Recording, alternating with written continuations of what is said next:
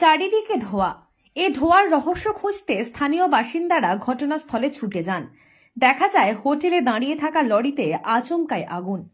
ঘটনাটি ঘটেছে পূর্ব বর্ধমানের গলসির রাকোনা মোড় সংলগ্ন একটি হোটেলে। জানা গেছে লরির ড্রাইভার খাবার খেতে ওই হোটেলে দাঁড়ায়। কিছুক্ষণের মধ্যেই দাউ দাউ করে আগুন জ্বলতে দেখা যায় লরিটিকে। তারপরই হোটেল মালিক ও হোটেলের কর্মচারীরা আগুন নেভাতে হোটেলের পাম্প ব্যবহার করার পাশাপাশি খবর দেন গলসি থানা ও অগ্নি নির্বাপকে।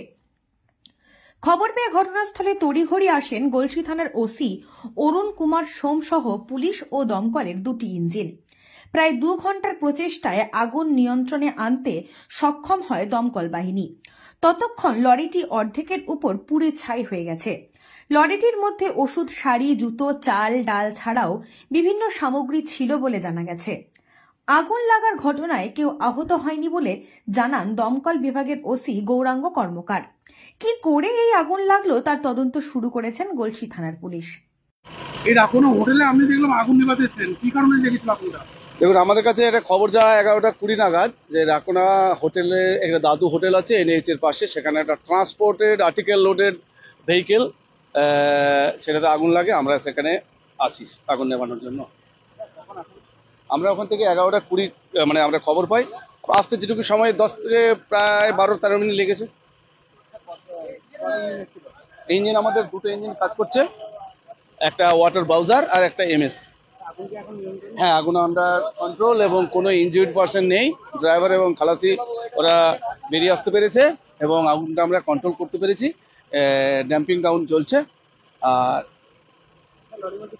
দেখুন, ট্রান্সপোর্ট আর্টিকেল, ভ্যারাইটিস আর্টিকেল এখানে আছে, খাবার দাবার আছে, পণ্য সামগ্রী আছে, এর সঙ্গে স্টেশনারি আর্টিকেলস আছে, প্লাস্টিক আর্টিকেল আছে, যেটা হয় ট্রান্সপোর্ট আইটেম যেটা থাকে আর কি, ফুললি লোডেড ছিল।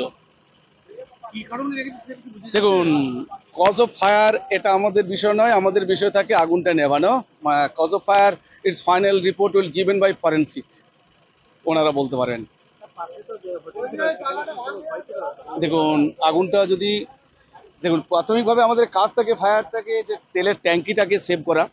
তেলের ট্যাঙ্কিটা বাস্ট করলে হয়তো হতে পারতো। যাক, তেল ট্যাঙ্কিটা আমরা ফার্স্ট করে অ্যারেস্ট করি এবং আগুনটা ওখান থেকে যাতে না বাড়তে পায়, সে মতো অবস্থায় হোটেলটায় এখন কোনো ভয়ের কিছু নেই। যদি বাস্ট করে যেত তাহলে হয়তো ভয়ের ব্যাপার থাকলেও থাকতে পারতো। আমার নাম G Karmakar, fire inspector Katwa, additional Galsi.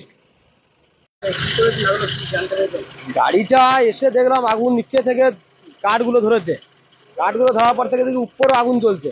হ্যাঁ, দিয়ে তারপর আমি যে মোটর চালিয়ে তখন জল নিবানোর ব্যবস্থা করা হয়। দিয়ে একদিকে মোটর চলছে, আগে থানায় ফোন করা হলো, ফায়ার ব্রিগেডকে ফোন করা হলো। সঙ্গে সঙ্গে থানা এলো, ফায়ার ব্রিগেড এলো, এসে আস্তে আস্তে পুরো দাও দাও করে গাড়িটা ধরে আগুনটা ইয়ে গেল।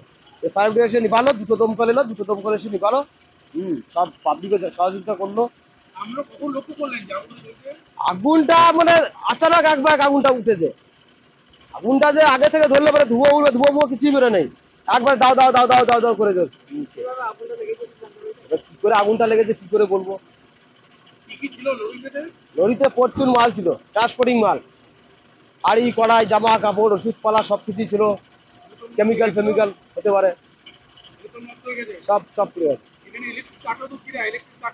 ইলেকট্রিক তারটা তো আমি তো ওই গাড়ির টায়ার উড়ে যখন লেগেছে তখন ইলেকট্রিক তারটা পুড়েছে। হ্যাঁ, আগুনটা গাড়ি থেকে আগুনটা যে তারটা পুড়েছে। ড্রাইভার খাবার খেতে এসছে, খাবার অর্ডার দিয়েছে, বসে যা, তার মধ্যেই এটা হয়েছে। হ্যাঁ, আমার নাম দেবদুলাল মজুমদার। আমি হোটেলের আমি চালাই, মালিক কর্মচারী যেটা বলবেন সেটাই আমি। নিজাম আলমের রিপোর্ট, সকলের জন্য নিউজ।